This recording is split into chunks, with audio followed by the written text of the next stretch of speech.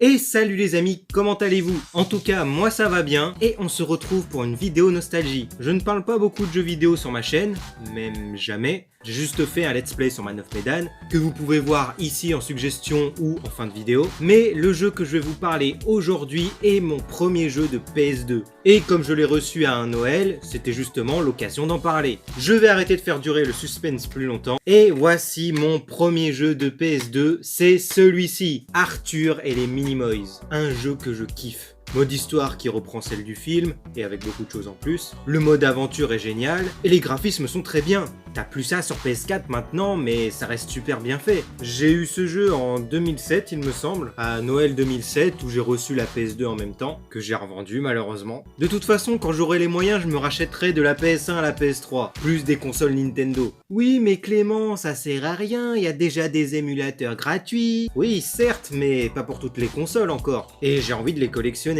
J'aime bien avoir le truc avec moi et l'installer comme je veux, et voir toutes les boîtes de jeux qui remplissent mes étagères. Ça montre qu'on les a durement acquis, et t'en es fier. Mais bon, on n'est pas là pour ça. Ce jeu est sorti en 2006, et n'a pas si mal vieilli que ça. Faudrait que j'y rejoue pour vérifier, mais je pense que c'est le cas. Je pense que quand j'aurai internet en illimité et un bon confort, et un bon PC, je ferai un live sur ce jeu. Ça va me remettre dans la nostalgie et bien kiffer, et de partager avec vous. Ce que j'ai bien aimé dans le jeu, c'est tout en fait. Le jeu est super maniable, il est compréhensible, en même temps c'est 7 ans et plus. Le gameplay est super bien, et les actions le sont aussi, tout comme les boss. Bon, je vais vous spoiler un peu le jeu, mais bon, si vous y avez joué ou vu le film, c'est pas un problème.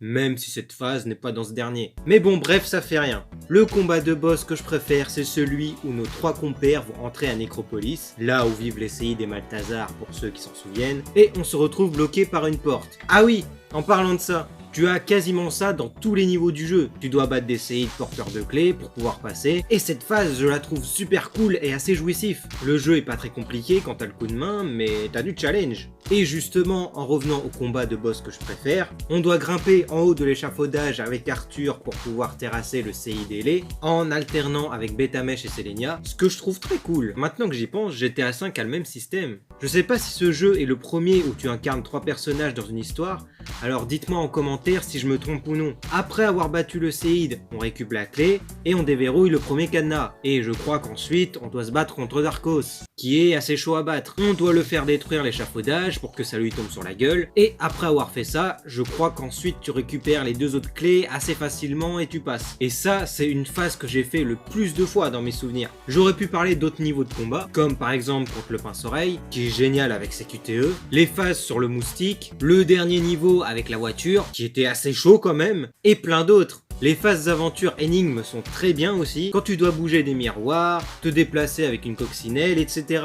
Tout dans ce jeu est génial, je ne vois pas quel défaut lui donner. Il y a assez de difficultés, le jeu est maniable et assez beau, les personnages sont faciles à contrôler, chacun a ses propres coups et capacités, ce qui me paraît logique, et c'est tout.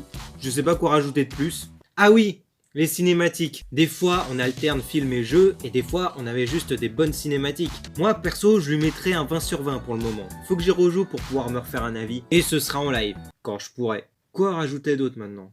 Les VF sont très bien, même si c'est pas celle du film, mais ça fait rien. Et jeu très complet, je peux rien dire de plus au risque de me répéter. Je sais que ce jeu est sorti sur DS et Game Boy, je sais pas s'il est sur d'autres consoles par contre. Dites-moi en commentaire si vous savez. J'ai joué aux 2 versions, sur DS ce sont que des mini-jeux, loin du jeu de PS2, et sur Game Boy j'ai trouvé ça sympa, mais pas autant que sur PS2. Je sais que la suite est sortie sur PS3 et sur Wii, mais c'est de la merde. C'est sympa, mais c'est bien loin du jeu d'aventure qu'on a eu. Je l'avais sur Wii et j'aimais bien mine de rien, mais ça vaut pas le premier.